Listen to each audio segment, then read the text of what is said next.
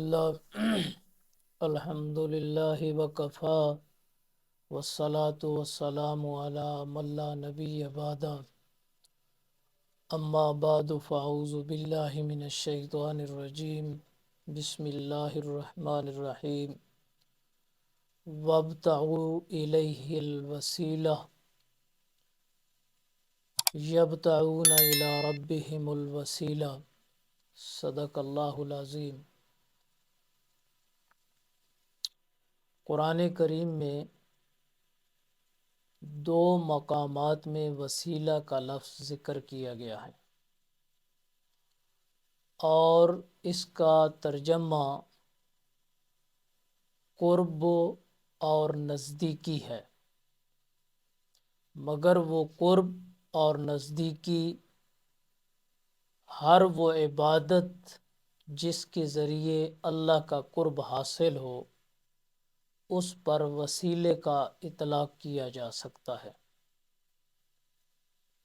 تو قرآن کریم کے اندر اللہ تبارک و تعالی فرماتے ہیں وَابْتَغُوا إِلَيْهِ الْوَسِيلَةَ، اور طلب کرو اس سے نزدیکی کو، يَبْتَغُونَ إِلَى رَبِّهِمُ الْوَسِيلَةَ، وہ خود ہی اپنے رب کی طرف تلاش کرتے رہتے ہیں نزدیکی کو۔ تو سامعین محترم، ان دو آیات کریمہ کے اندر لفظ وسیلے کا ذکر کیا گیا جس کا معنی ہے اللہ کا قرب، اللہ کی نزدیکی۔ تو اب حافظ ابن کثیر رحمۃ اللہ علیہ اپنی تفسیر کے اندر سیدنا ابن عباس رضی اللہ تعالیٰ عنہ سے اس وسیلے کا معنی ذکر کرتے ہوئے فرماتے ہیں کہ وسیلے کا معنی نزدیکی ہے۔ حضرت مجاہد، ابو وائل، حسن، قتادہ، عبداللہ بن کثیر اور ابن زید نے بھی یہی ترجمہ کیا ہے۔ حضرت قتادہ رضی اللہ تعالیٰ عنہ فرماتے ہیں عبادات اور اعمال صالحہ کے ذریعے اللہ کا قرب حاصل کیا جائے۔ ابن زید نے یہ آیت تلاوت کی اور ترجمہ کیا وہ خود ہی اپنے رب کی طرف نزدیکی تلاش کرتے رہتے ہیں۔ ان میں کون مقرب بنتا ہے؟ ائمہ مذکور نے یہی تفسیر کی ہے، مفسرین کرام کا اس میں کوئی اختلاف نہیں۔ علامہ نصفی رحمۃ اللہ علیہ اپنی تفسیر کے اندر فرماتے ہیں کہ وسیلہ وہ چیز ہے جو اللہ کے نزدیک کر دے، عبادات کے ادا کرنے اور گناہوں کو چھوڑ دینے سے یہ حاصل ہوتی ہے۔ علامہ زمخشری رحمۃ اللہ علیہ اپنی تفسیر کے اندر فرماتے ہیں کہ وسیلہ وہ چیز ہے جو اللہ کے قریب کرے عبادات کے ادا کرنے اور گناہوں کے ترک سے۔ علامہ آلوسی رحمۃ اللہ علیہ بھی اپنی تفسیر کے اندر فرماتے ہیں کہ وسیلہ کا لفظ فعیلۃ کے وزن پر ہے، وہ چیز جو اللہ کے نزدیک کرے عبادات کے ادا کرنے سے اور گناہوں کو چھوڑ دینے سے۔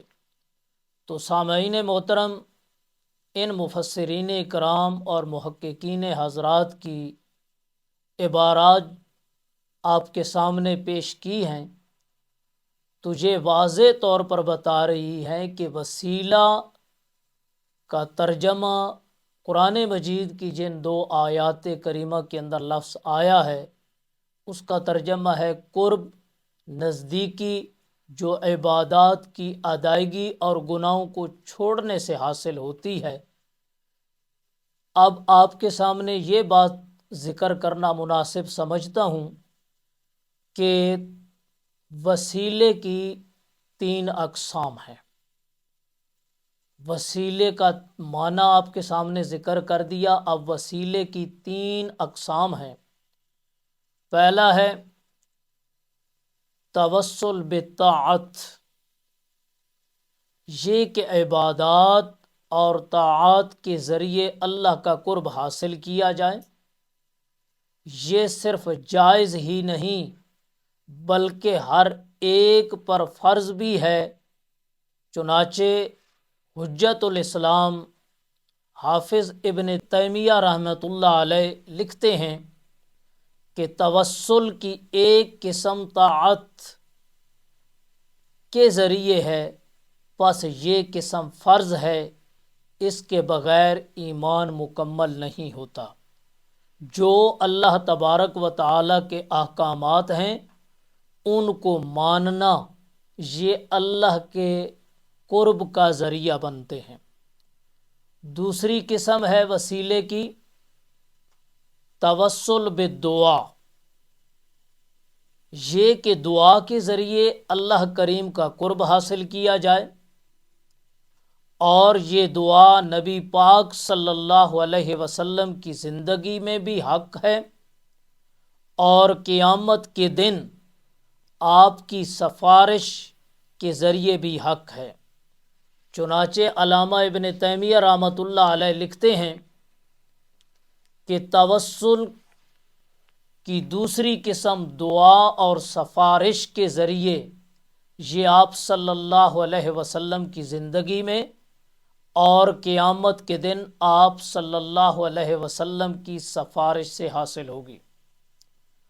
اب وسیلے کی تیسری قسم ہے بذوات الفاضلہ، اللہ تبارک و تعالیٰ کے نیک بندوں کا وسیلہ دینا یا ان کو اپنی دعا کے اندر وسیلہ بنا کر اللہ سے دعا کرنا۔ اس کی حیثیت شریعت کے اندر کیا ہے؟ تو یہ کہ کسی نبی، ولی، صدیق، شہید کی ذات کا واسطہ دے کر دعا کی جائے، یا اللہ بے حق فلان یا بے حرمت فلان، یا فلاں کے واسطے یا فلاں کے طفیل میری اس دعا کو قبول فرما۔ علامہ ابن تیمیہ رحمۃ اللہ علیہ فرماتے ہیں کہ توسل کا یہ تیسری جو قسم ہے، اللہ پاک کو کسی کی ذات کا واسطہ دیا جائے اور کسی ذات کا واسطہ دے کر سوال کیا جائے۔ کسی مخلوق کی ذات کا واسطہ دینا شریعت اسلامیہ میں حرام ہے۔ اس لیے قرآن کریم میں اللہ تبارک و تعالی نے بے شمار آیات کریمہ کے اندر اس کا رد فرمایا ہے۔ احادیث طیبہ کے ذخیرہ میں سے کسی مشہور حدیث یا حدیث متواتر میں اس کا ثبوت نہیں۔ سیدنا آدم علیہ السلام سے لے کر جناب محمد الرسول اللہ صلی اللہ علیہ وسلم تک کسی ایک پیغمبر کی دعا میں اس کا ذکر نہیں۔ اصحاب رسول میں سے کسی ایک صحابی رسول کی دعا میں اس کا ذکر نہیں۔ امام اعظم سیدنا امام ابو حنیفہ رحمۃ اللہ علیہ نے بھی اس کی اجازت نہیں دی، بلکہ حرمت کا فتویٰ دیا ہے کہ کسی کی ذات سے توسل پکڑنا، اس کو وسیلہ بنانا ناجائز اور حرام ہے۔ اگر دعا میں کسی کی ذات سے وسیلہ پکڑنا جائز ہوتا تو قرآن کریم میں اس کی اجازت موجود ہوتی، حدیث صحیح میں اجازت ہوتی۔ ائمہ اعظام تلقین فرماتے جب کسی چیز کا ثبوت قرآن کریم حدیث پاک میں نہیں تو وہ عقیدہ شریعت کب بنے گا اور کیسے وہ حجت بنے گا؟ امت مسلمہ کا متفقہ عقیدہ ہے کہ اللہ کے بعد تمام مخلوقات میں افضل ترین ہستی جناب محمد الرسول اللہ صلی اللہ علیہ وسلم کی ہے۔ اللہ نے تمام انبیاء کرام سے وعدہ بھی لیا کہ اگر کسی ایک کی موجودگی میں نبی آخر الزمان صلی اللہ علیہ وسلم کی بعثت ہو جائے، ان کی نبوت پر ایمان لاتے ہوئے ان کے ساتھ مل کر دین کی خدمت کرنے کا اقرار کرنے کے باوجود کسی بھی پیغمبر نے اپنی دعا میں امام الانبیاء صلی اللہ علیہ وسلم کی ذات کا واسطہ نہیں دیا، بلکہ قرآن کریم کی دعوت بھی یہی ہے کہ جب بھی مانگو، جس وقت بھی مانگو، جو کچھ بھی مانگو، وہ صرف اور صرف اپنے رب سے مانگو اور براہ راست مانگو۔ تو قرآن کریم کے اندر اللہ تبارک و تعالی فرماتے ہیں وَإِذَا سَأَلَكَ عِبَادِي عَنِّي فَإِنِّي قَرِيبٌ أُجِيبُ دَعْوَةَ الدَّاعِ إِذَا دَعَانِ فَلْيَسْتَجِيبُوا لِي فَلْيُؤْمِنُوا بِي لَعَلَّهُمْ يَرْشُدُونَ۔ اور جب آپ سے میرے بندے میرے متعلق دریافت کریں تو میں قریب ہوں، دعا کرنے والے کی دعا کو خود قبول کرتا ہوں۔ جب بھی وہ مجھ سے سوال کرتا ہے، پس لوگوں کو چاہیے کہ میرے احکام قبول کریں اور مجھ پر ایمان لائیں، عجب نہیں کہ ہدایت پا جائیں۔ تو سامعین محترم، اس آیت مبارکہ میں اللہ کریم نے آفتاب منور کی طرح چمکتے ہوئے الفاظ میں اعلان فرمایا کہ میرے بندوں کو اعلان فرما دیں، میرے بندوں کو اعلان فرما دیں کہ میری ذات قریب ہے، جب بھی پکارو گے میں پکار خود سنوں گا، خود قبول کروں گا، مجھ سے براہ راست مانگو۔ تو اعلان خداوندی کے بعد بھی جو وسیلے کا عقیدہ رکھے، اس جیسا بدبخت کوئی نہیں ہو سکتا۔ اللہ تبارک و تعالی نے ایک اور مقام پہ فرمایا وَقَالَ رَبُّكُمُ ادْعُونِي أَسْتَجِبْ لَكُمْ إِنَّ الَّذِينَ يَسْتَكْبِرُونَ عَنْ عِبَادَتِي سَيَدْخُلُونَ جَهَنَّمَ دَاخِرِينَ۔ اور تمہارے رب کا فرمان ہے کہ صرف مجھے ہی پکارو، میں تمہاری دعاؤں کو قبول کروں گا۔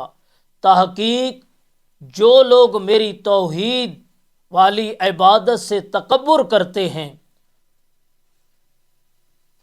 وہ ابھی ابھی ذلیل ہو کر جہنم میں پہنچ جائیں گے۔ اللہ تبارک و تعالی نے حضرت آدم علیہ السلام کی دعا کو بیان کیا، جب حضرت آدم علیہ السلام نے فرمایا قالا ربنا ظلمنا انفسنا وَإِن لَّمْ تَغْفِرْ لَنَا وَتَرْحَمْنَا لَنَكُونَنَّ مِنَ الْخَاسِرِينَ۔ تو یہ دعا سیدنا آدم اور بی بی حوا علیہم السلام کی ہے، دونوں نے رب کو پکارتے ہوئے کسی کا وسیلہ نہیں دیا۔ اس کے بعد حضرت ابراہیم علیہ السلام کی دعا ربنا وابعث فیہم رسولا منہم، اے ہمارے پالنہار بھیج دے ان میں رسول انہی میں سے ہو۔ تو یہ دعا بھی سیدنا ابراہیم علیہ السلام کی ہے، جس میں کسی ذات کسی ہستی کا واسطہ نہیں ہے۔ اسی طرح قرآن مجید کے اندر ہے اذ نادا ربہ نداء خفیہ، یہ دعا حضرت زکریا علیہ السلام کی ہے، اس میں بھی کسی ہستی کی ذات کا واسطہ وسیلہ نہیں دیا گیا۔ آگے اذ نادا ربہ انی مسنی الضر وانت ارحم الراحمین، یہ دعا سیدنا ایوب علیہ السلام کی ہے، جو بغیر واسطے کے اپنے رب کو براہ راست پکار رہے ہیں، لا الہ الا انت سبحانک انی کنت من الظالمین، تیرے سوا کوئی معبود نہیں، پاک ہے تو، میں ہی تھا غلطی کرنے والوں میں سے۔ یہ دعا سیدنا یونس علیہ السلام کی ہے، اس کے اندر بھی کسی قسم کا کوئی واسطہ نہیں ہے۔ آگے فرمایا رب انی لما انزلت الی من خیر فقیر، یہ دعا سیدنا موسیٰ علیہ السلام کی ہے، اس میں بھی کوئی واسطہ وسیلہ نہیں ہے۔ آگے قد فدعا ربہ انی مغلوب فانتصر، یہ دعا حضرت نوح علیہ السلام کی ہے، اس کے اندر بھی واسطہ وسیلہ نہیں ہے۔ رب اغفر لی وہب لی ملکن لا ینبغی لأحد من بعدی انک انت الوہاب، یہ دعا سیدنا سلیمان علیہ السلام کی ہے، جو بغیر وسیلے کے براہ راست اپنے رب کو پکار رہے ہیں۔ تو سامعین اکرام، یہ 10 دعائیں میں نے پڑھی ہیں، ان 10 دعاؤں میں کسی دعا کے اندر بھی وسیلے کا تذکرہ نہیں ہے۔ تو رب کائنات کے اعلان کے بعد کسی کی ذات سے وسیلہ دینا کیسے جائز ہو سکتا ہے؟ اللہ تبارک و تعالی سے دعا ہے کہ اللہ تبارک و تعالی ہمیں قرآن مجید کی سمجھ عطا فرمائے اور پھر قرآن اس کے مطابق عقیدہ بنا کے عمل کی توفیق عطا فرمائے۔ وما علینا الا البلاغ۔